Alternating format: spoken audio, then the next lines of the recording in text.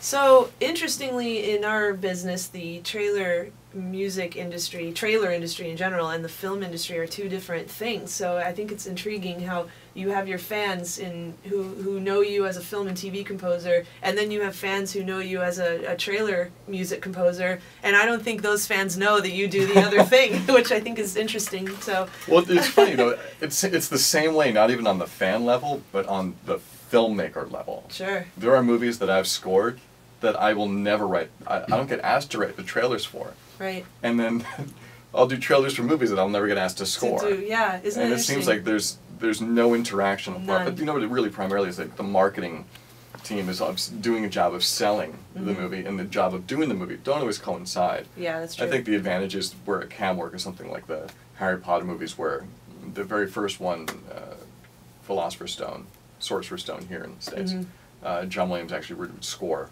the trailer. Oh, did he? For some of those, yes. There are exceptions to those, but those are filmmakers who exert a lot of control on their products. I have heard that Michael Bay gets involved a lot on the trailer side. He sometimes cuts his own trailers, or he'll at least get involved with the ad agency who's working on the trailer. So there are some that do that for sure. I'm sure, especially him coming back from a commercial background originally. Yeah, he did. So we'll talk about trailers some more, I think. You've written multiple albums for Position Music. I think it's like 5 now. Yeah, we're up to a lot, and we have more coming.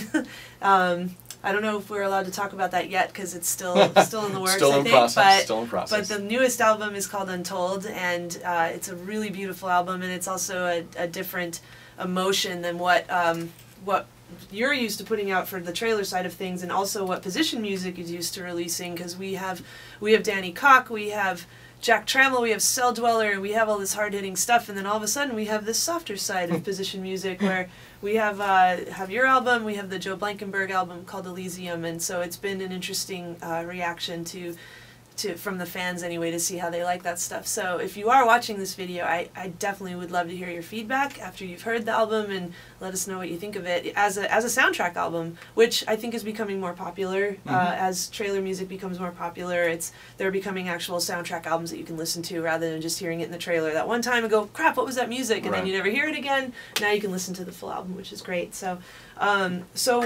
me tell you this though, why I love working with you guys on these albums, Position Music, you and Tyler and the gang, is that I like to take some chances with it. There's a lot of ways I could do this and go very center.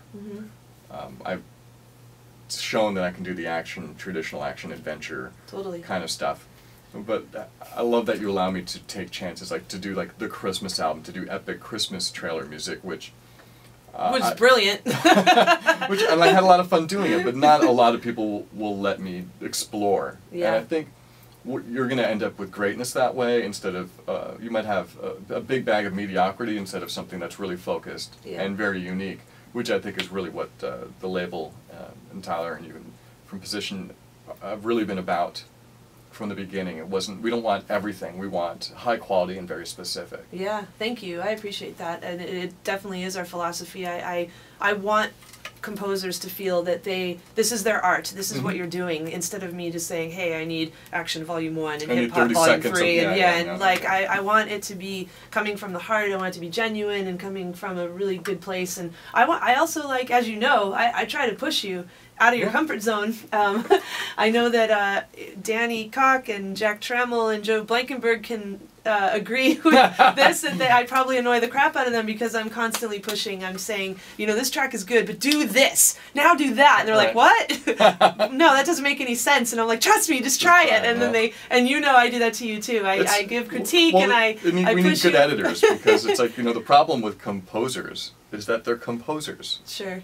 We are the single greatest thing in the way of making these tracks great. I don't know about that. No. I mean in a way that it's easy to forget and to get into the myopia of the details and miss the arc. Yeah. It's like, why did you keep repeating this thing? It's like, you're so focused. It's hard to see macro versus micro. It's true. And that's something what my job is. Working with you and Tyler at the label, is to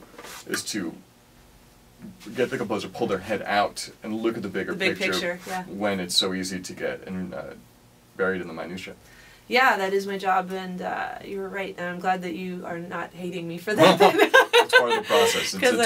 It's how you make great things. Yeah.